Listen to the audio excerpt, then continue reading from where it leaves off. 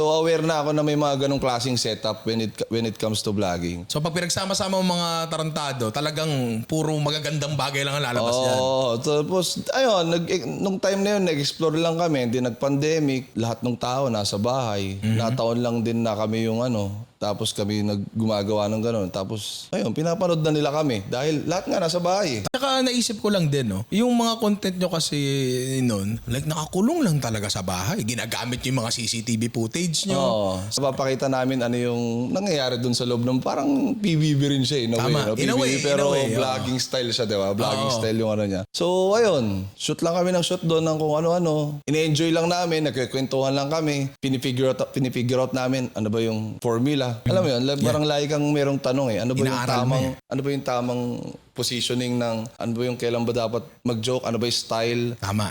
Diba? So, Kinikilala nyo yung identity nyo, yung sarili nyo, kinikilala nyo pa. Ngayon, nung nandun kayo sa Paya Mansion, ang dami kasing tao eh. Naalala ko malinaw sa akin nung sinundo mo si Dudut. Naalala ko yun. Nyepla na Oo. vlog. I think isa ako sa unang 100,000 nag-subscribe sa ano mo nun, sa Anong pinasubscribe ko kay Dudut? Oo, naalala ko yon. Sabi ko, tama di ba? Sa Paya Mansion nung sinundo mo siya. Oo. So nakita, payat mo pa doon Dut eh. Payat mo pa, tsaka yung damit mo doon, yung bukas yung dito. Ganda pa ng katawan mo doon.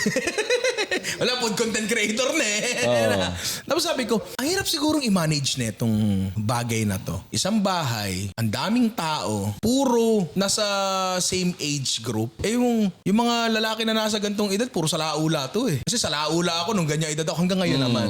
Hanggang ngayon naman. So, eto tanong siguro ng karamihan to. Paano gumagana yung ganong setup? Hindi siguro naging madali yung bagay na yun. I think baliktad eh. Sa amin madali lang eh.